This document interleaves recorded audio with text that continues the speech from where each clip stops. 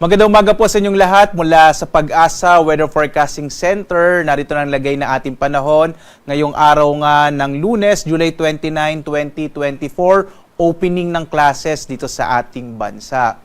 Sa ating latest satellite images nga natin, makikita natin yung southwest monsoon o habagat na patuloy na nakakaapekto, partikular na sa kanlurang bahagi ng Luzon. Makikita nyo, medyo maulap pa rin yung kalangitan, partikular na sa may bahagi ng Ilocos Region at ilang bahagi ng Central Luzon, yung area ng Bataan at Zambales. Asahan pa rin na malaking tsansa ng mga pag-ulan sa araw na ito. Samantala, patuloy pa rin yung pagmamonitor natin dito sa low pressure area na ating huling namataan na sa 220 kilometers northeast ng Apari sa lalawigan naman ng Cagayan. Sa ngayon, basta pinakahuling datos natin, medyo nahihirapang maging isang bagyo itong low pressure area na ito dahil nasa isang environment siya na hindi conducive para ma-develop into a tropical depression. Pero patuloy pa rin nating i-monitor itong low pressure area na ito sa mga susunod na oras. At samantala, sa iba pang bahagi ng ating bansa, sa eastern side ng Luzon, sa Kabisayan at sa Mindanao, mga isolated rain showers and thunderstorms naman ang mararanasan.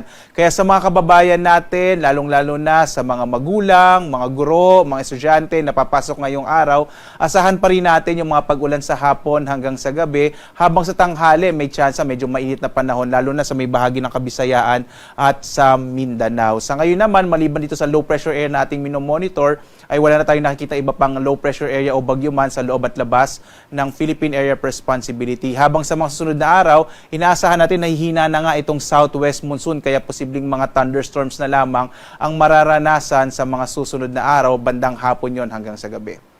At narito ang ating inaasahang panahon dito sa bahagi ng Luzon.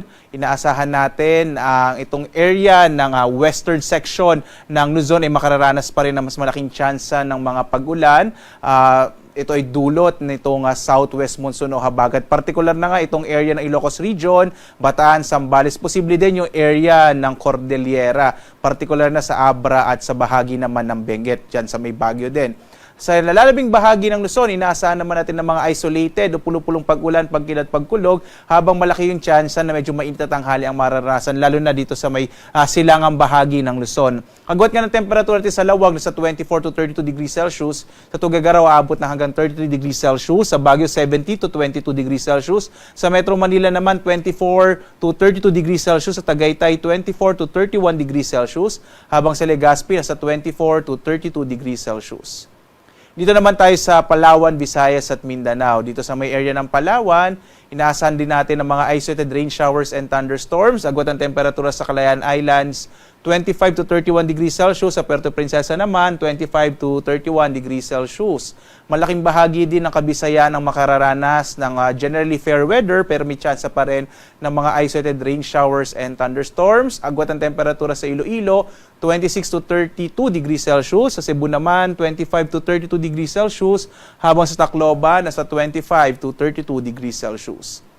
Mga pulupulong pag-ulan, pagkilat pagkulog din ang mararanasan sa may bahagi ng Mindanao. Ito ay dulot ng mga localized thunderstorms. So makikita natin sa may area ng Visayas at Mindanao, hindi masyado nakaka-apekto yung southwest monsoon, mostly sa may Luzon area lamang. Agwat ang temperatura sa Zamboanga, 25 to 33 degrees Celsius. Sa Cagayan de Oro, 25 to 32, habang sa Davao hanggang 33 degrees Celsius.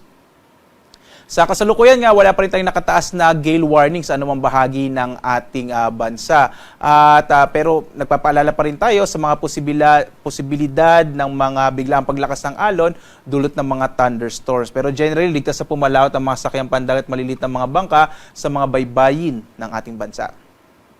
Samantala, ang araw ay sisikat mamayang 5:39 na umaga at lulubog, ganap na 6:26 ng gabi. At sundan pa rin tayo sa ating iba't ibang mga social media platforms sa X, Facebook, YouTube at sa ating website pag-asa.doc.gov.ph. Lalo na't inaasahan natin ngayon nga sa pagbubukas ng klase sa araw na ito, posible pa rin ang mga pag-ulan sa hapon hanggang sa gabi. Kaya mainam, magdala pa rin tayo ng mga pananggalang sa ulan. At live na nagbibigay update mula dito sa Pag-asa Weather Forecasting Center. Ako naman si Obet Badrina. Maganda tayo lagi para sa ligtas na Pilipinas. Maraming salamat po. Salamat sa pagsubaybay.